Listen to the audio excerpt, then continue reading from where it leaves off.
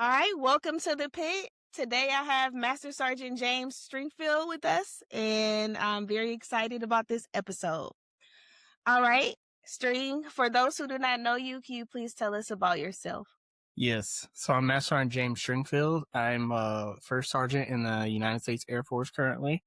I was 1 and 2 Charlie before this. That's where I met the lovely Master Sergeant Cross Williams out in Maryland, which was a duty station before the one that I'm currently at, which is Shaw Air Force Base here in South Carolina, where it's actually currently snowing. Something I did not expect of South Carolina. So just super excited to be here, talk about some things that I've learned along the years, and especially being a shirt now. So super excited. Open book, Maryland boy by trade. So the snow makes me feel like I never should have came down here, but super So excited. dope. I'm so excited too. I wanted you on my show because you are a dear friend, but you really like my brother. So happy to have you here, and I'm excited. All right. So, do you have an AFSA story, which Yeah. is the Air Force Sergeants Association? And if you do, could you please tell it? Yes. So my ABSA story started out at my first duty station. I was in Lackland Air Force Base in San Antonio, and super excited to be there, and also super petrified to be there because as a brand new airman, obviously the first thought is, well, I'm going back to BMT and I'm just going to get destroyed by MTIs. So as I try to get, more involved with base, a few senior leaders told me about AFSA, and basically the main thing that they were highlighting was the fact that, the Air Force Sergeants Association really fought for your, for our pay, right? So like everything from base pay to BAH, BAS, just anything that had to deal with, troop quality of life. They were the ones that were helping, kind of shape those bills on the Hill. A little background on me is I graduated from University of Maryland with a criminal justice and criminology degree, but my passion was in political science. So, understanding how kind of like somewhat the legislative process worked, I thought that it was super cool to be involved with. So, like many airmen, I paid my initial dues and just started to do airman things and not really get involved with it. And then coming back to Maryland, which was about like 8 years after that initial, like, hey, this is what AFSA is. Coming back to Maryland, I tried to get involved with the organization, and the leadership at that point in time wasn't really doing much with the council. And so I just kind of waited and saw, and the lovely Sergeant Cross Williams took it on. With a few others, and really just took 354 to a whole nother echelon. And we got a little bit more involvement with the legislative process with Chief Montano, and learning about really how Capitol Hill functions and works. And so um, I thought that was really impactful and super cool. And then lastly, just becoming a first sergeant, AFSA is very involved with the things that we have and what we, aim to do for our airmen. So, when we graduate from the First Sergeant Academy, one of the directors of AFSA comes down and helps present our certifications. And, we go over all the things that AFSA can do, not only from a legislative process, but just, helping airmen in need. So it's very near and dear to my heart, that legislative process, and something that I probably want to do after I'm done with the military, to be honest. It's awesome. It definitely is the forever organization. Yes. Right. So we're going to continue with how has your own perspective on success evolved throughout your career? So my kind of perspective on success has changed throughout my Air Force career. It started out with, me failing out of EOD school, and I really didn't know what I was going to do after that had happened. I had no kind of clear sight picture. I had basically set up my entire military career to be like in this combat arms position, and then to have it kind of wiped away at the beginning, I was like, what am I in the military doing? So I sat at the schoolhouse for about 5 or 6 weeks, I'd say, waiting on what the Air Force was going to give me as far as job. And when it came out intel, no one knew what that was, and I was like, well, I guess I'm gonna just go get Jason Bourne doing some really cool, like, secretive ops mission thing. Um, and that's not what my intel job ended up being. So, Right. um, basically, from that kind of onslaught, I just tried to stick to my values and my principles of just working hard, trying to respect other people, trying to, be the best in the room, and while also at the same time lifting others up. So with that, I made it through Intel school, and that was not a easy process for me because my brain doesn't really think in that type of arena, if you will. I really kind of Mhm. just fly by the seat of my pants type. Um, Give me a hard kind of like real life problem and I'm going to solve it. But to sit there and do like numbers and, plotting and all that type of stuff, like I really wasn't for that. So, made it through there, hit my first duty station, and the duty station was nothing like the school was. So I was just like, what is happening here? Um, Yeah. but I think, I think with that, from the beginning of everything kind of just working out in a way that I was not expecting, it taught me that I just needed to be flexible and not have to feel like I have so much control over everything that I'm doing. So, what success looked like at the beginning of the career, which was basically just make it now looks like, hey, I want to leave a positive mark on the Air Force. I always ask airmen if I'm going to mentor them, like, what is that one thing that you want to leave with the Air Force, right? What is that thing that you are so focused on is like, hey, I really want to do this. I really want to be this person. Um, and I really want all the airmen that I'm coming and, into contact with, I want them to know this about me. So that is really what my key to success is currently. And that is where I really try to focus all of my efforts. So I'd say that that's how it's changed. Oh, yeah. That's awesome. Yeah. Yeah. Pouring into somebody and making sure that they leave with something other, probably something that they didn't expect to leave with, something that they wanted is that can last a lifetime Yep. for sure. All right. So in the same vein, so how do you help airmen reframe setbacks or career hiccups into growth opportunities? Oh man, I'd say that that's probably like one of the more difficult things that is done, right? Nobody likes to be told that they're not doing something perfectly. Nobody likes to hear that they need a adjustment of how they have basically learned life because we break everything down and tear everything away. What we're dealing with when you're talking about working with airmen is give me one sec.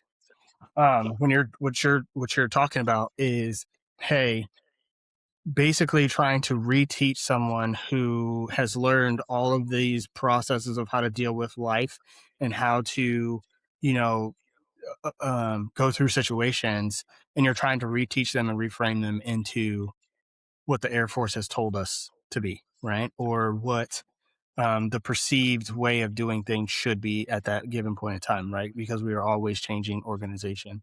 So, what I really try to focus people on is, hey, what can you do from this point today, right? Whether it's a paperwork thing, whether it's a conversation thing, whether it's just something like a promotion that they might have missed, right? Is like, what can you do from today to adjust this outcome for tomorrow, right? So, with that being said, I try to get people to step out of what their negative self thought is and really focus on how can I positively change my future and how can I not dwell on what happened right now? Maybe I evaluate whatever occurred and I say like, hey, I did these things in order to get to here, and this is what I can adjust going forward. You know what I mean?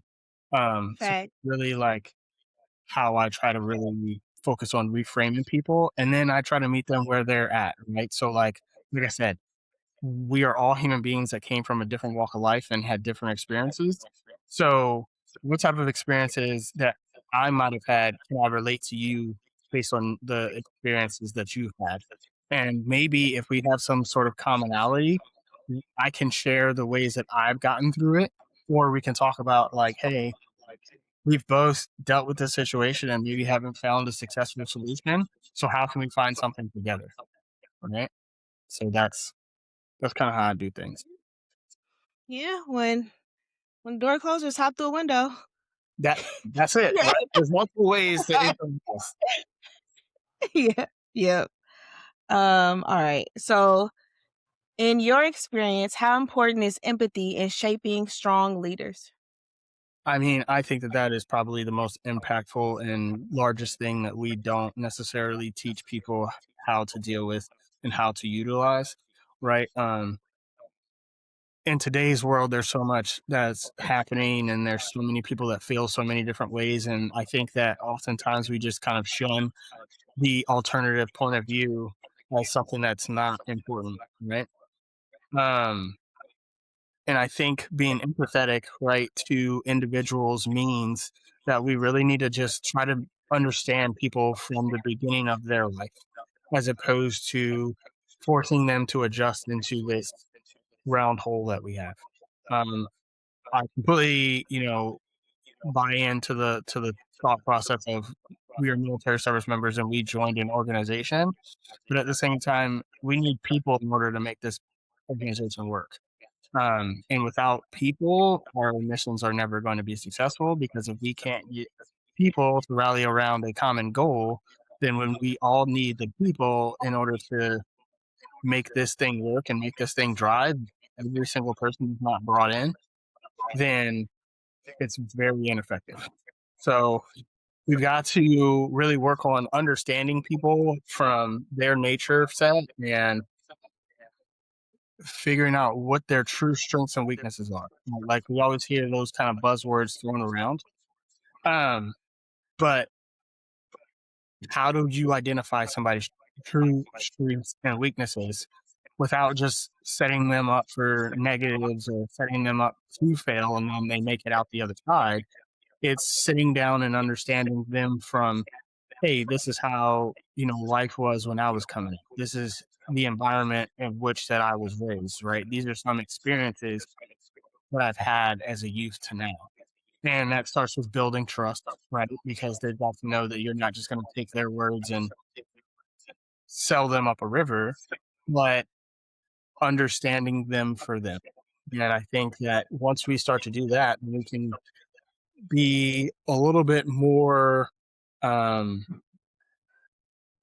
more, you know, willing to meet people at, negative points in their life to understand that we're basically depositing, um, stock into them, right? So it's like if I can help an airman who's having like a really rough day at home and give them a day off, then I know down the line, maybe it's 2 months, 6 months, 1 year, where I really, really need them because I gave them that day. They're going to be able to go back to that and they're going to say, okay, sir, I can help you out. I can stay a little bit later, or I can, really put my best effort at this project. But it's because I've built that trust and I've built that stock within the airman. So I think it's greatly important and something that is underutilized. Agreed. All right. So, what advice would you give an airman who struggles with authority or leadership styles that they do not agree with? Mm. Um, so to be honest with you, I was that airman. I think a little bit of all of us have been, right? Like, um, even as a young kid growing up in my father's house, right? Like he and I butted heads over me just joining the military, right? Um, but I think that the thing when it comes to authority and everything like that is it's a loss of control, right? Like you're basically trying to get yourself to understand that I have to lose the total control that I've had over my life or that I've learned to have over my life and I need to now invest that trust into another individual and hope that they're not going to burn me in a way that I maybe have experienced in the past, or in a way that all of my guardrails and safety mechanisms are exploding within me to say that this person is not going to keep me safe, right? Um, and I think that in working through that, you got to kind of work on things within yourself, right? Like I've really kind of dove into the mental health perspective ever since I put a diamond on, and really just trying to understand kind of like the psychology behind the human being, and looking at learned behaviors from childhood and bringing it to the forefront today and saying like, here's some things that we hang on to from our childhood and youth that definitely impacts us as adults, right? And I think that when you're talking about, especially an organization like the military where everything must happen because effectively someone said so, that rubbed a lot of people kind of wrong, and Right. raw, Mhm. depending on what their life was, right? That because I said so might not have been for a positive reason. And as leaders, like we have to understand that, right? We have to know that every every person is not being disrespectful because we feel disrespected. So, at the end of the day, it comes down to like, hey, as leaders, we have to really focus on, is this person not adjusting for a reason that I can control? Or is this person not adjusting for a reason that is solely based on them? Right.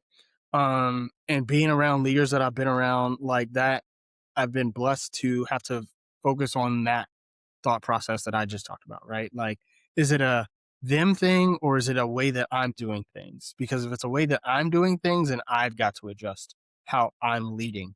Because as the leader, I kind of think of it now that I, especially as I have kids, as the leader, I've been in this organization. I know how it works. I've got somebody's brand new son or daughter in my, charge, right? Underneath me, that I'm trying to grow into the future me. So I need to do that with care. I need to do that with focus. I need to do that with consistency. So I've got to focus on myself as a leader and make sure that I'm not going out of control and trying to just have everybody, understand that I'm the master sergeant in the room.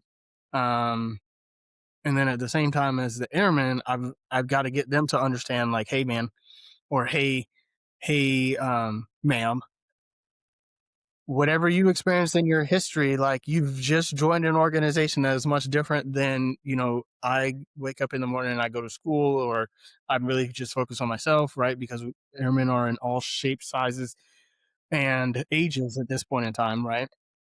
So I've got to understand where they're coming from and their background, but there's got to be a little bit of give to say, like, hey, I'm adjusting, but I need to understand that this organization is not one that is, I can have a long adjustment period, right? Like it's got to be, hey, there's some things that are going to occur. There's some things that are going to be needed of you that you're just going to have to really focus on, kind of like accepting that this is part of your military life right now, right? Like not every day is going to be a 8 to 4.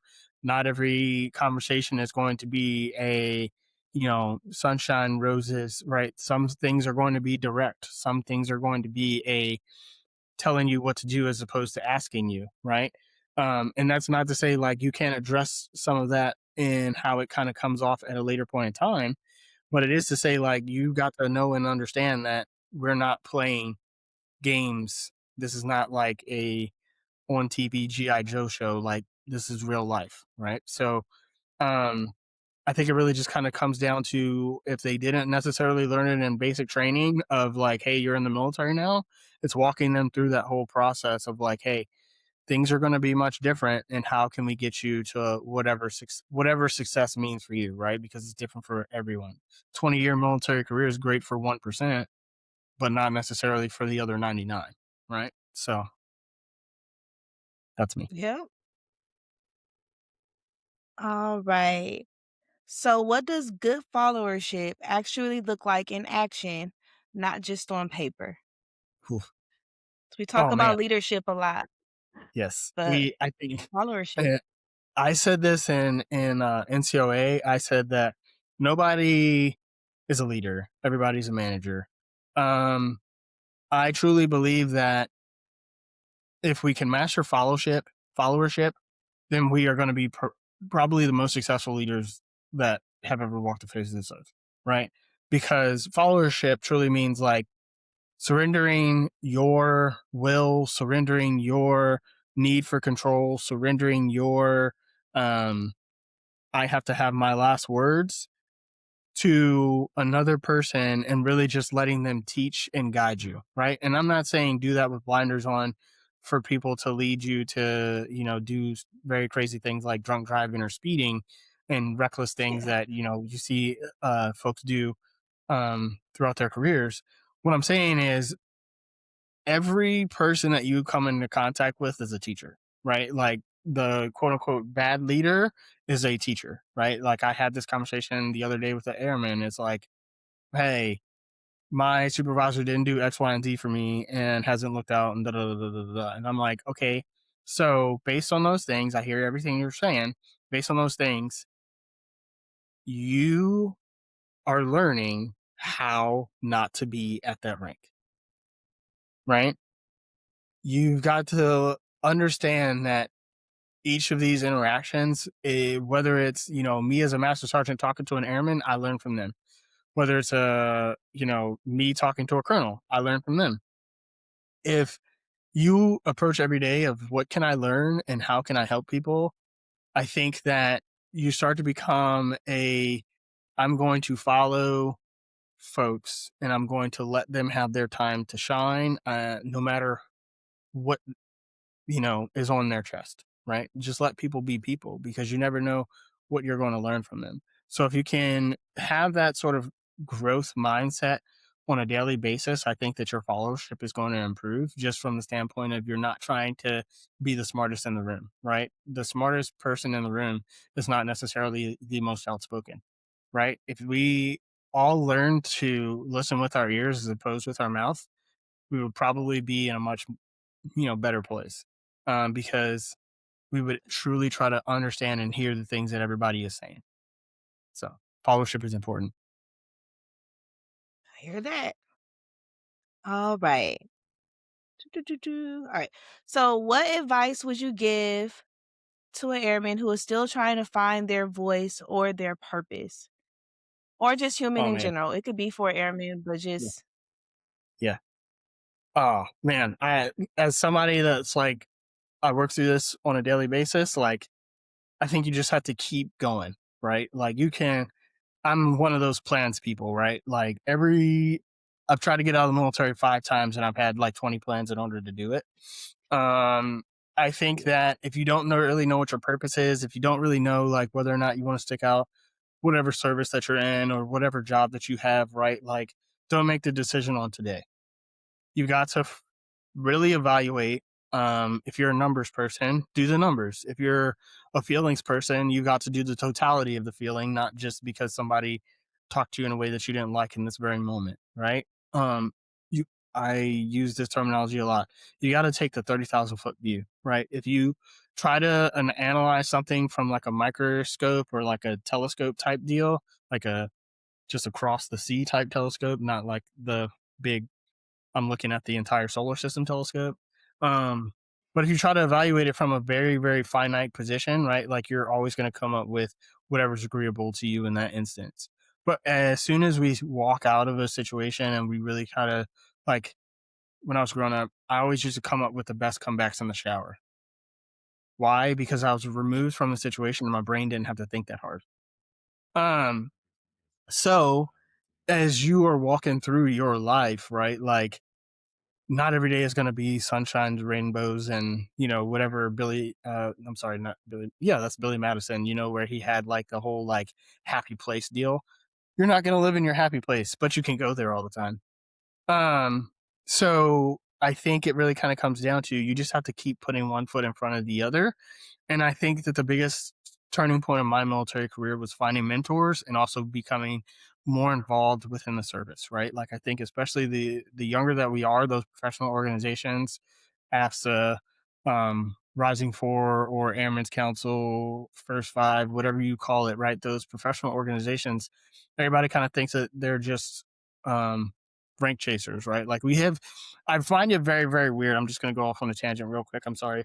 You can reel me in, but I find it very weird that we make fun of people for trying to better themselves. Like there's this culture in the Air Force that says like, hey, it's not good to achieve rank fast. So then, but we want the best out of you. So it's like if you want the best out of me, but I'm not supposed to go for my rank quickly, like what am I supposed to achieve with the best? It's a very mixed message. So I think like as you know, these organizations, let me get back to the point, like these organizations don't seem cool, so you don't become involved, and therefore you don't know other airmen. And if you don't know other airmen, you don't really understand the Air Force, because the Air Force does not function solely on one career field, right? Like as Sergeant Cross Williams and I, right? Like we both started out intel. Neither one of us are doing intel right now, and we are able to impact large groups of airmen, and we're able to mix and mingle with large groups and different AFSCs, and understanding how each AFSC plays a part in the larger flying mission, right? I think the easy concept of this, right? A pilot can't get a jet into the sky if he doesn't have any money in his pockets. A pilot can't get a jet into the sky if that crew chief didn't turn a wrench or tell a maintainer to turn a wrench, you know, um, And fuel. because Don't forget broken, fuel. right? You can't get a pilot in the sky without fuel. You can't get a pilot in the sky Mhm. without the base being defended. You can't get a pilot in the sky without intel. You can't get a pilot in the sky without. I could go down each and every AFSC, and we could walk through how each one plays a large role in the overall mission of the Air Force, which is to fly, fight, and win, right? But I think in the grand scheme, we do this thing where like I'm not going to talk to this career field, or I'm not going to do anything with that career field, or like the dorms, everybody's trying to escape quickly unless there's a monetary benefit to stay in them, but they don't do the other side of dorm life, which is to meet residents. And so you walk through this Air Force all alone without any sort of goal. And then you get out in 4 or 6 years and you're like, oh man, I miss the camaraderie, because the civilian world is nothing like this, right? You hear that all the time. And that's not to say that somebody should stay in, but I think as you're walking through your plan and you're kind of walking in this like dark forest of I can't really see what's out in front of me, you got to find a peer, you got to find a mentor, because we've all walked through that dark forest. And every mentee that I've had, I've never tried to recruit to stay in the military. Some have, but you got to have a little bit of guidance to walk through the woods, right? It's a lot easier to walk through the woods with a map and a compass than it is to walk through the woods just with your shoes.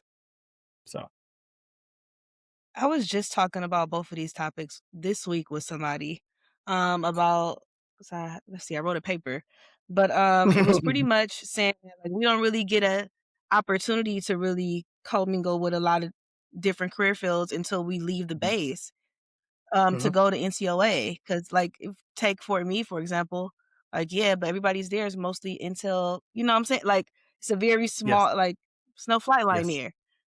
So I'm yes, like, we don't even get that yes. opportunity depending on you gotta What you reach got? a certain rank to go Mhm. outside. Yes. Yeah, Um, exactly. and my my perspective on rank chasers, same thing, just had it. I was like, I look at it as a good thing. I'm like, you don't wanna get promoted, like, you should wanna make more money. I'm like, I don't to me, it is Yeah, I don't yeah, understand that concept. um Like if success is reaching the next thing and we're pushing people to be successful, we can't be upset when they attain that success.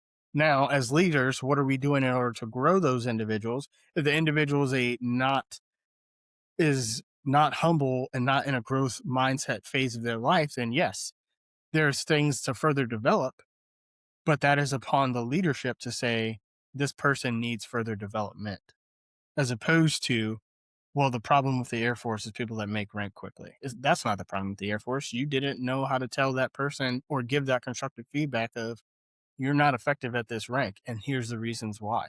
Here's areas for you to grow. Because if you did Yeah, that and we marked people how they're supposed to be marked, right? Like there's a different outcome of the situation. So, agreed. All right. So, as a first sergeant, how do you balance mission requirements with genuinely taking care of people? oh man, that Which is, is a weird question because the people are your mission, but yeah. it's in here, so we're gonna ask. Yeah. I love this question because I definitely think that, um, and when I graduated from the Shirt Academy, and especially like, I think I really graduated at a very pivotal time within the Air Force because we were kind of working through a whole bunch of new changes to now the changes have been even greater, right? And there's definitely, from an airman perspective and just kind of like, talking to them, right? With where I'm currently, serving, my unit is a air operations center. So I've got everything from intel to flyers all in one kind of unit, if you will. So with that being said, um I definitely think that as shirts we have to understand at least the very high level parts of our mission, right? We've got to understand what our airmen are involved in so that when they're coming to us with things that are bothering them, we are not just kind of speaking out of the side of our necks, right? Because that will make them lose trust in us very, very quickly. I think that it's paramount to say, like, hey, I don't necessarily understand how exactly you did that thing, but I understand that that thing was very cool, right? And for some people, especially the more junior, doing something could be the highlight point of their life. It's like your child. When your child brings you a coloring drawing of like two lines going like this, that might be a masterpiece to them. Now you recognize that as like you literally just did your pen like that, but it's that like initial motor skill, right? And I'm not trying to minimize the impacts of people here, but like we have to meet them with the same excitement of which they feel, right? Because it's very easy to say like, oh, that senior airman or that staff sergeant is so salty. Well, why are they salty? It's because every single time that they brought this like really cool thing to you and they were like, look, I made this, and you're like, cool, now go do Get it it again. out of here. Exactly, right? Like, well, no wonder they're salty because like they thought that this super cool thing that they saw, they walked into a recruiter's office to probably do this job, right? Or even if they didn't want to do the particular job that they're doing, they walked into a recruiter's office to be in the Air Force. Like, we've got to get back to like, why did you join the Air Force? What is your why, right? Like the commonplace thing that people often over or underanalyze, but like truly get to the root of it. Like, I joined the Air Force because I played football in high school and I missed being a part of a team. And I wanted to be there, like the Band Brothers TV show, with people doing something that was greater than myself, having an impact on the lives of those that decided not to serve, right? That is my why. That is why I wake up every single morning. And it changed a little bit to now, as opposed to I'm doing this selfishly to be the hero. It's I want to make sure that those that come after me don't necessarily have to go through the negatives that I had, or to be the shining light in a dark world, right? And understanding from a perspective of this job where people are my mission, I want people to feel as though someone cares about them. Because if they don't, then they're not going to want to continue to do this. And our entire organization runs on people voluntarily doing something that puts their life at risk every single day.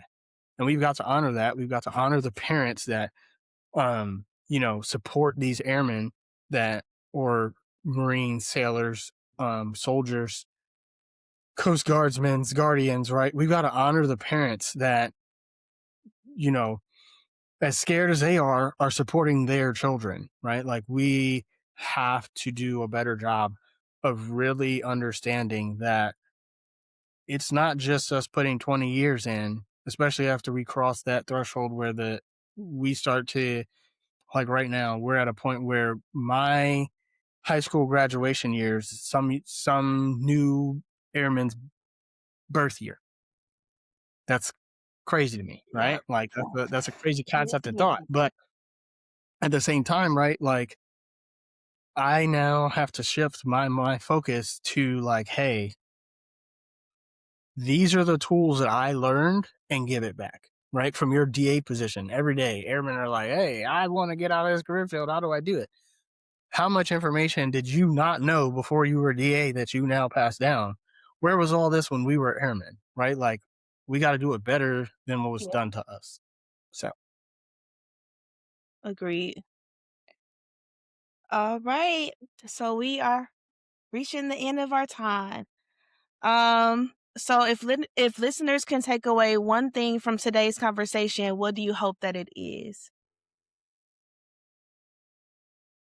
oh man, the number one kind of paramount thing is be yourself. Right, be authentic to you. That's what I love about. So I love about Sorry Cross Williams or Vanity here. It's what I love about Yeah. a lot of people that I've surrounded myself with my life with at this point is being true and authentic to yourself. Right, like you're not going to get along with everybody, but that's not to say like you can't. Right? You have to consistently work on you, which I think is a very scary and very difficult thing to do, because it starts with you telling yourself you didn't do that perfectly, which all of us are secret undercover perfectionists. Um, but you cannot lose yourself. You don't have to become a yes person in order to be effective at whatever it is that you're trying to do in life, right? Like I know that I talked solely military here, but at the same time, like as folks walk into the civilian world, especially prior military folks, it's one of those things where, you hear about the 22 a day and all these different issues with people walking away from the military and their structures absolutely thrown for a loop and their purpose is thrown for a loop and all these different things are kind of just like taken out of their control. Well, if we start to practice that from a military perspective every day, right? Like moving down here around my house, they did construction. And you, from an intel perspective, you always hear take multiple routes to work. And everybody's like, no, because then I'm going to be late. But it forced me to have to do it, right?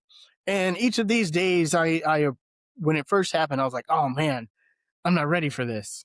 But I adjusted and still made it to work within 2 minutes of my time. And then every other time I got to experience different roads and different paths and different ways about reaching my destination that I had never seen before. So it allowed me to understand what is actually around my house.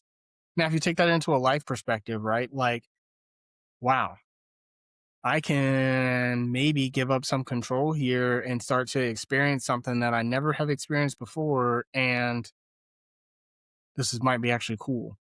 I can still be true to me, right? Like I still was listening to my rap, country, rock, dance, or whatever type of music on my way in, but I had to give up some control of my life, right? So I think that's point number two is give up the control. And then point number three is find a mentor, work with your peers, understand more people than just your stovepipe self, because at the end of the day, you can be successful alone, but it's not going to be the success that you will reach should you go with others. Right. So I'm super Okay. excited. I love that you had me. Thank you so much, Vanity. Thank you Uh, for being here. yes. Thank you Anytime. so much. Yes.